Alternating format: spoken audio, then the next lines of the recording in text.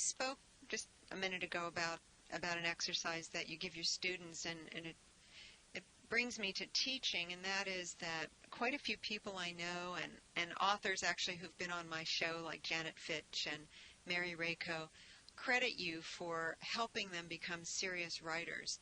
And I wonder if you talk a little bit about your approach to teaching, because it sounds quite different than most.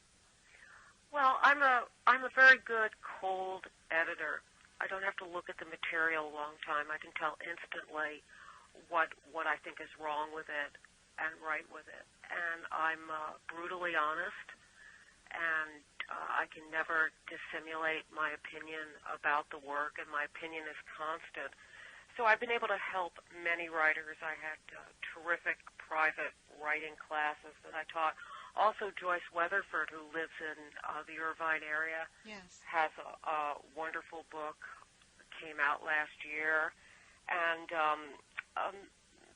quite a few writers. In fact, at one point I went through an anthology and noticed that I had worked with just about every Los Angeles woman writer that was in the anthology. Interesting. And I think that they were able to trust me in a sense that I was completely coherent in my point of view, like a thermometer. I could tell them if they had a fever and if they didn't. And there was a great climate of creativity that I was able to, engender and, keep fueled. And so, yes, I had a lot of success with the writing. I believe a lot in exercises, that there's no particular story that's a great story. It isn't better on Fifth Avenue than it is on Fifth Street in Santa Monica. Mm-hmm. It's some people would come with dramatic material like the war in Salvador or something, and think that made it better material. Also, that's always been a problem with the women's movement and other movements, that if you have a great cause, that means that the work that comes out of it has a kind of grandeur and importance that it might not have otherwise, and that's just not true. The work is what you make it. And I would have students, I was going to do this today, put together, say, a still life, a completely accidental still life, 2 peaches, 3 bananas, a bottle of water, and write 20 pages. And how do you make that interesting after you've said there are 2 peaches and a plate and 3 bananas and a glass of water? Mm-hmm. And what you need to do in order to bring that to a 20-page fruition is say, what does that color yellow remind the character of? I remember touring the banana plantations in Mexico with my daughter right before she ran away. We began in Mexico City, whatever, and you start to find yourself forced to make the moment more than it is by using sensory detail. And the peaches, they were somehow spoiled like California afternoons where there's too much sullen pastel leaking into everything, spoiling the air, your memories, the taste.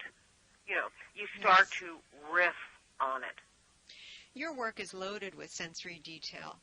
Is that how you get to it, or is that a natural way for you to think? I don't think it was particularly a natural way to think. No writer does it all. And as you go along, you're able to, if you're going to continue and become a professional, identify the things you can do and the things you can't do. And I was really a poet who could write dialogue. And narrative, conventional narrative, has always been a weak point for me. So I've had to deal with my strengths, and my strengths are language and sensory detail. So those are things that I've worked on, that I've developed the capacity to sustain, the stamina, and so what I usually tell my writers is find out what you can do. Do it until you drop. You'll probably have to learn a few other things and stay away from what you can't do. For instance, Philip Roth, who's I think getting much better as a writer, really could not give you a landscape. If you put a 9mm at his head and said, tell me what the orchard or what the maple trees look like at the beginning of October, how their leaves look like burned martyrs screaming through their bleached mouths. You see, I just riff. And Roth couldn't do that. What he does is dialogue. And he's able to basically sustain beautiful fictions through his dialogue. Another example would be Garcia Marquez, another writer I love. If you said to him, give me a viable picture of a woman, give me a viable moment between a man and a woman, you'd have to, fire the 9mm. He couldn't do it. What he does is language and fantastic illuminations of the moment, and but dialogue is not something he does. Would you like to go out and find the green ice of the moon? Yes, and let's take the unicorn and the gypsies with the dancing coins. As a example. That's not, of course, a real example. That's a metaphorical example of Marquez dialogue.